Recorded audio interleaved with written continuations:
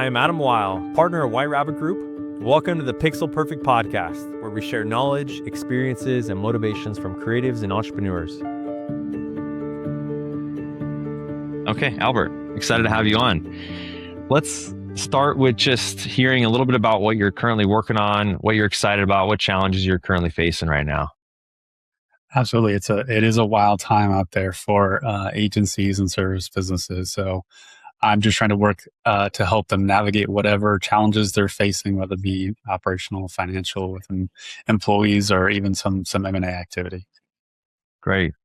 Yeah, I'm really excited for this conversation. You sent over some great questions ahead of our conversation, and I think this is just a very relevant topic for agencies, especially around what you've called the maturing your agency thesis. Can you tell us a little bit about that? What's the ideas around that? And then we'll get into the weeds on it in a little bit. Absolutely, yeah. I say my why is to help founders or owners mature and achieve, and I never say grow specifically because that's something that's unique to each individual organization. But specifically, the founder has to help the organization mature. Right? It's their business. Oftentimes, there's psychological or operational shifts that they really need to make as they go on this journey. And I want to help them understand that, scale may not be a specific metric or may not be headcount. And their relationship with the business needs to grow and change. Perhaps making themselves even irrelevant, making sure that their team understands the direction, there's clear expectations, and helping them live with this thing that's so entrenched in their lives and make it a benefit rather than a burden. And I guess why would they go on that journey? It sounds like you're talking about kind of stepping back from the business in a way, being less of almost a hero. So what's the benefits of getting beyond that and changing that type of model?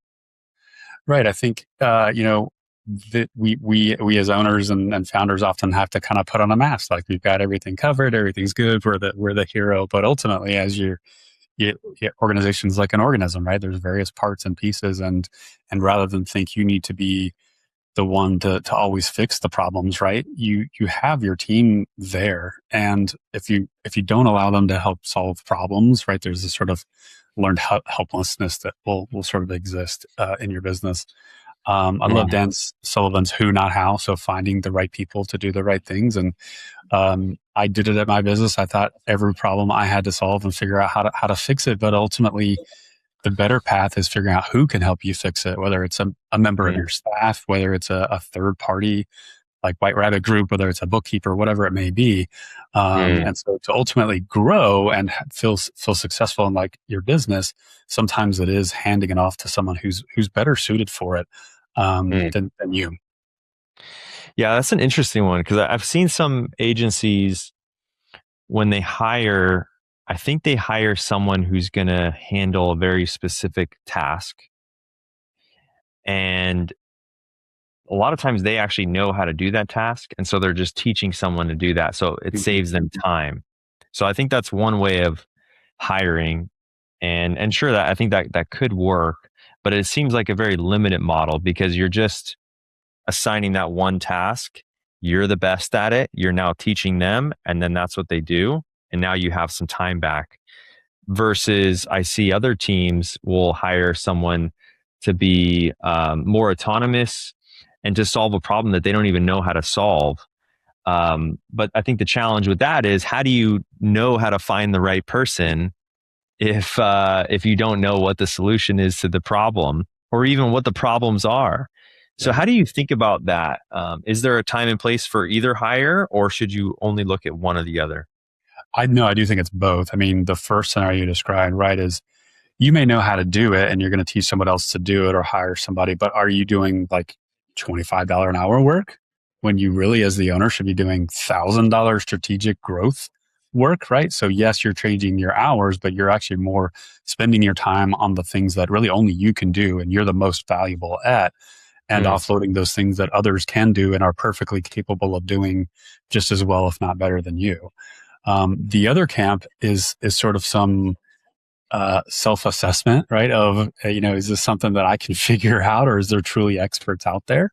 And so there are, right, like folks like me, and there's a huge network of folks that can help, whether it be with operations, finance, marketing, sales support, implementing tools. Like there is this ecosystem of folks out there to help, and so we're there and available. So a lot of times it's just identifying what your challenge actually is, and there's going to be partners and folks out there, and how you can find them is very likely through watching podcasts like this, or asking your network and your sort of peers around how they solved a particular problem and if anybody helped them with it.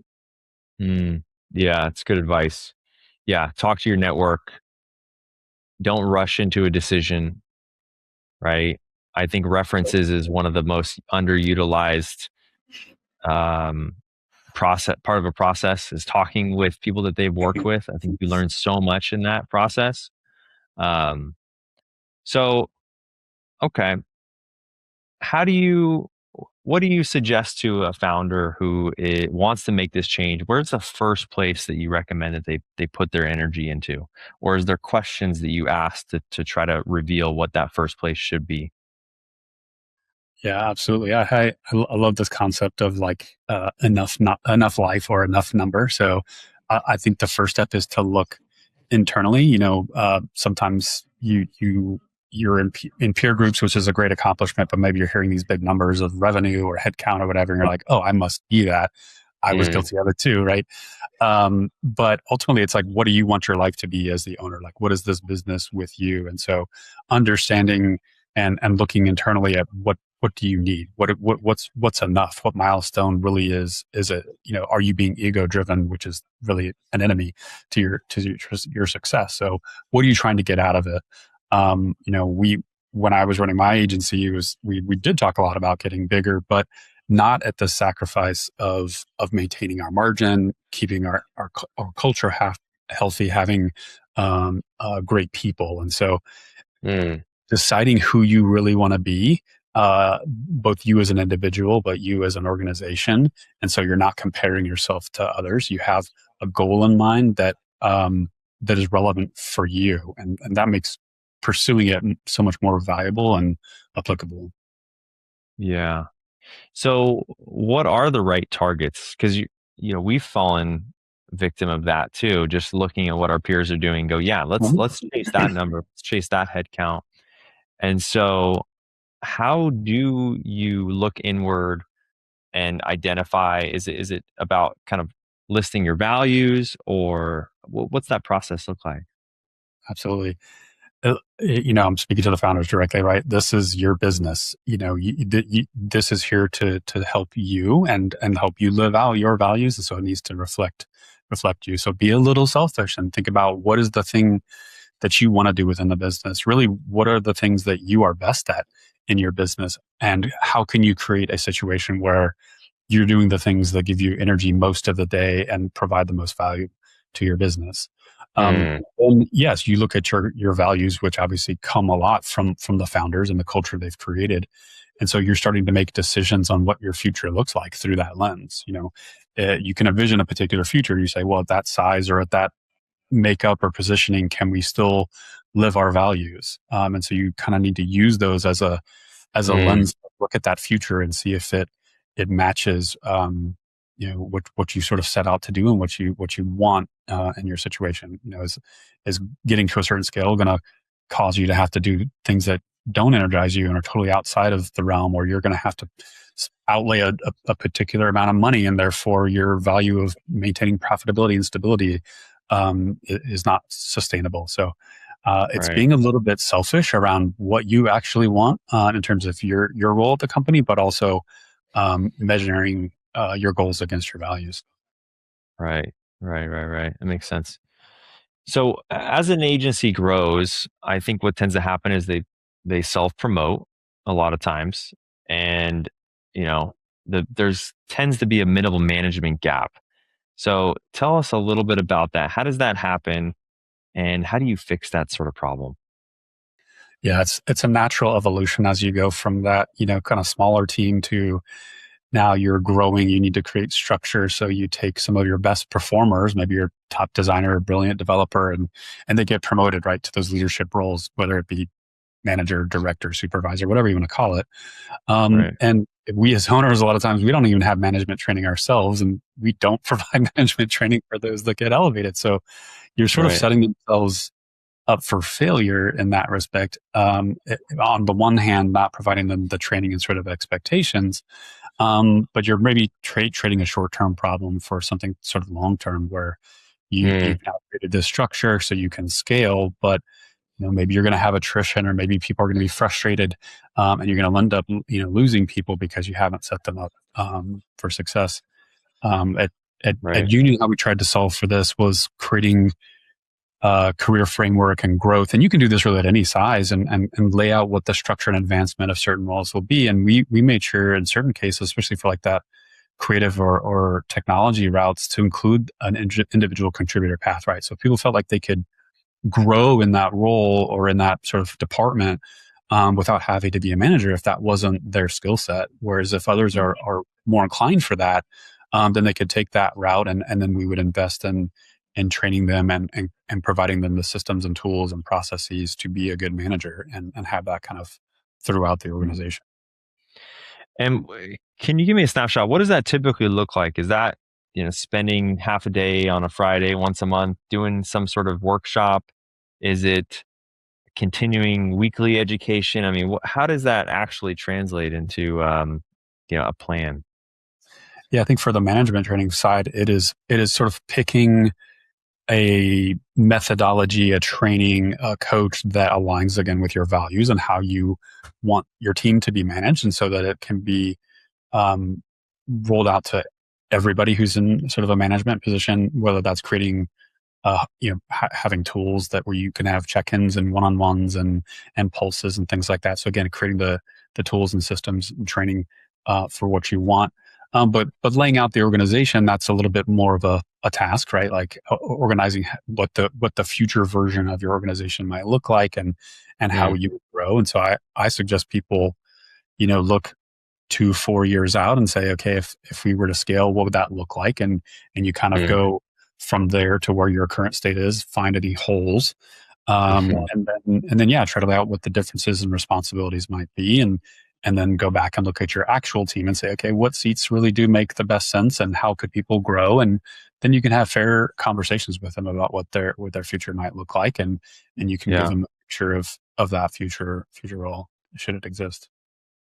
And the fair expectations, I think, is an important point too, because I think, you've talked about how a lot of founders of agencies will want to have this sort of tight knit culture, and they'll want to be liked, right? Which is natural for everyone.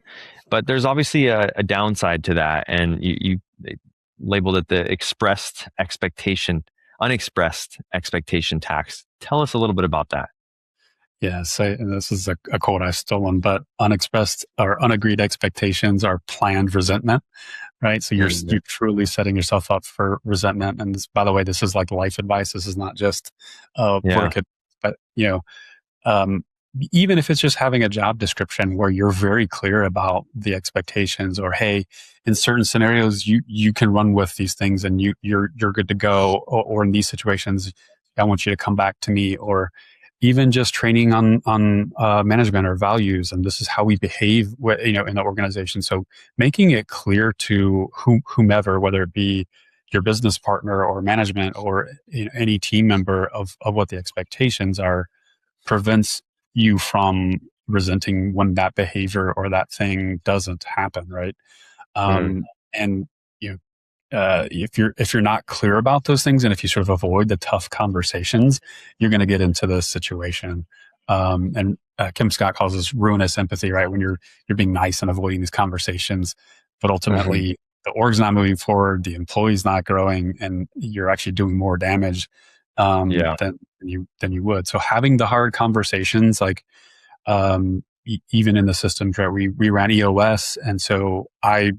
when I joined, revamped our L10 scorecard, and the whole principle of this is everybody sort of has a number, and that's what I did. Like each area of the Mm. business, there was a specific metric or two that was they were responsible for. And so in our weekly meetings, it was them, like they were held accountable and they had to answer the tough questions. And so we Mm, didn't just avoid when a number wasn't hitting goal or when we were in a situation where we weren't hitting our achievements. We just brought that to the surface. So that's just one example at the leadership level. But with mhm. your team, you obviously have to be kind, but if you're not clear on expectations, you're just frustrated with them all the time. That's not a good relationship. Right, right.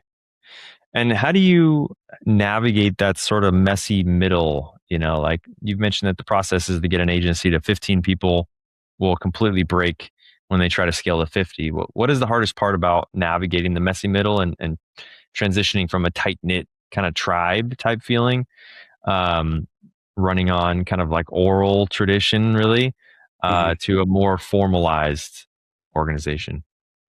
Yeah, it's a great position to be, right? Like you're having success, you're growing. And I always said we have the same challenges, there's just maybe more zeros or behind it. And that's what you're getting, right? More people. The way you're doing things before are not going to work, right? When everybody knows everybody at the organization and they've all been through the trenches and run things the way they've run it before, that works great. But as soon as you start growing and adding new voices, new talent to the mix, that's not all going to be translating. And so Mm, you really have to kind of be a little bit of a bureaucrat for a while. You have to start putting some policies and processes into place so that scale is possible. And I don't mean over process or over policy things. I just mean things that are clear and repeatable and have always been that way. Just put it down on paper, right? So the new person that comes in, they're on board to those things. There's a frame of reference to go back to. It's kind of why EOS exists, right? It's a foundational sort of way to run your business that everybody can sort of know and understand. So yeah, you have to put frameworks in place for the team to grow and scale because just everybody knowing everything is no longer possible. So yeah, yeah. you have to create some of that, and it's good for your organization because they're going to it creates that clarity, expectations are understood, and it can help you make decisions when you're evaluating client fit or prospects or team members joining the organization. So having those things on paper will actually help you in the long term, in addition to just how to scale. Yeah. Yeah. Makes sense. Yeah, so it's interesting. As a founder, you put so much time, right? I mean, you learn how to be a manager, you learn how to train, you obviously learn certain specialized skills that you're going to ultimately deliver to clients and then train people to deliver. And you grow this company. It's almost like a baby in a way. But as you talked about in the beginning of the call, you sort of have to detach from the business and kind of decouple your identity from that roller coaster, that emotional roller coaster ride. Tell us a little bit about that. How does that work, and how does someone go down that path? Yeah, it's tough. I I lived it, breathed it, felt it, went through the anxiety of it. You know, the highs of winning a pitch, the sometimes relief of winning something so you can make payroll, right? The high expectations of, oh, we're going to win this great job, and then it doesn't come through. And so it really can take a toll on you, and there's a level of never getting too high, never getting too low. That sort of just has to become a part of the way you go about it. Hmm. But you also have to just understand that my business is not me, right? It's not necessarily a reflection of your self worth, and its highs and its lows isn't a direct reflection necessarily of you in particular.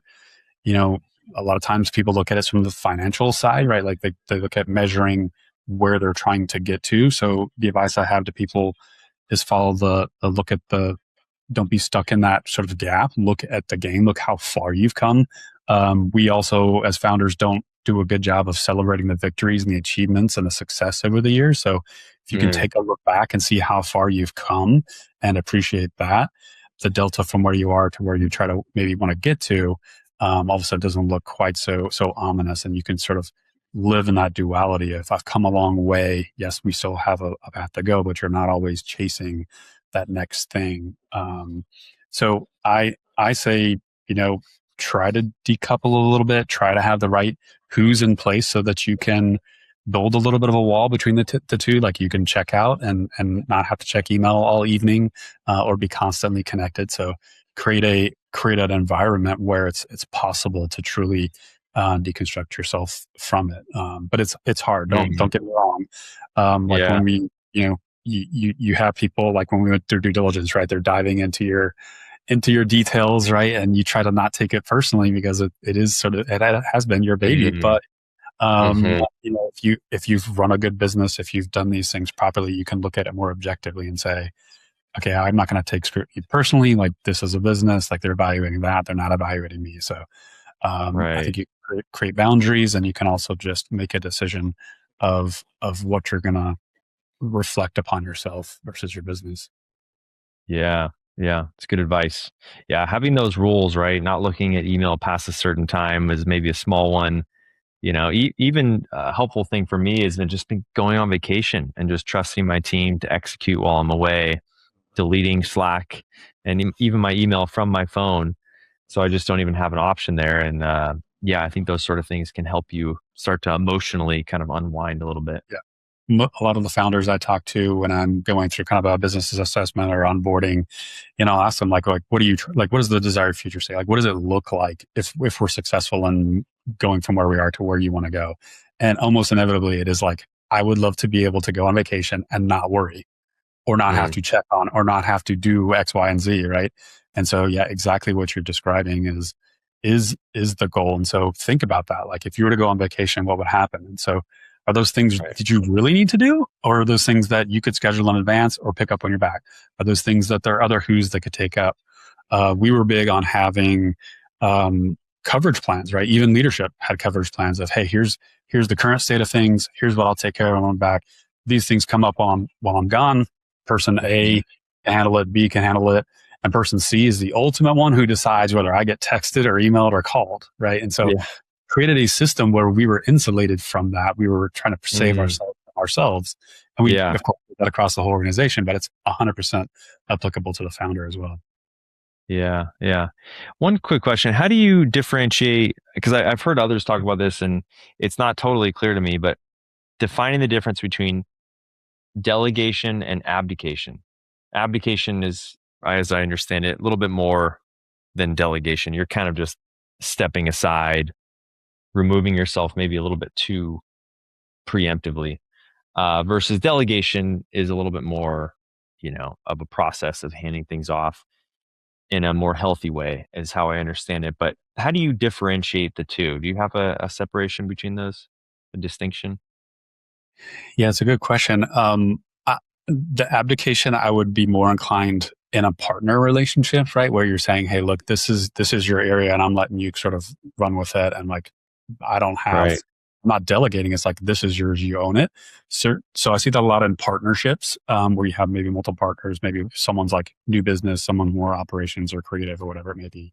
And so I see that a lot more. It's harder to do with like an employee or even a leader that you bring into the organization, because you'll probably still be looking over their shoulder quite a bit, because either they could leave or you could fire them. So with a partner, you're kind of stuck with them, generally speaking. Hmm. But delegation is, can be whole functions, right? You can delegate all of new business to an individual, but in that case, as the founder or partner, you're ultimately still responsible for it. So you have that level of oversight. So that's sort of the Mm, distinction I typically make, when I look at the difference between those two. got it. So the future is changing quite rapidly, Mm, but I like a lot of what you talk about because it's very foundational. It feels like it's applicable. It's kind of timeless advice. Um, but if you did have to make one bet over the next, say, 3 years or so, I'll give you two choices. You can pick either one bet that you're willing to put your child on, no, or one piece of advice that you think everyone should hear, just one. If they had to cut out this entire podcast and just hear one piece of advice, what would that be? Which one of those would you want to go with? mm, man, I don't know that. I don't know that anybody could really predict what's going to happen in 3 years. So I will Mhm. probably opt for the advice, which hopefully would be, yeah, a little more universal. Um, And I would say make your business work for you. And again, I'm talking to founders here. Mhm. There's the quip or joke like, I don't run my business runs me. And that's not a healthy place. I've been there.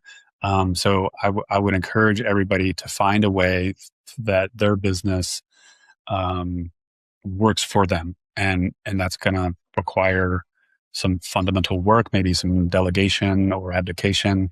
But for you to be a healthy human, and for you to be a good leader, and for you to have longevity running one of these businesses, you ultimately have to feel like the relationship is healthy with the business and your role in it. Yeah. Yeah. It's great. Great, great advice.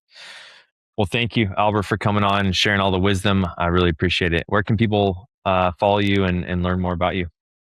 Also, you can check out my website at appertus.co, or Albert Banks on LinkedIn. Yeah, I try to share advice and help, and join podcasts like this to help people along their journey. And certainly, you can reach out to me if you have something specific you want to talk about in your business. I'm happy to chat. Great, great. Yeah, we'll make sure all the links are included in the show notes. So thank you again, Albert. Really appreciate it. Absolutely. Thanks for having me on, Adam. Thank you for listening to the Pixel Perfect podcast, where we go down the rabbit hole on the journey and motivations of creatives and entrepreneurs. Stay tuned for more stories to come. Until next time.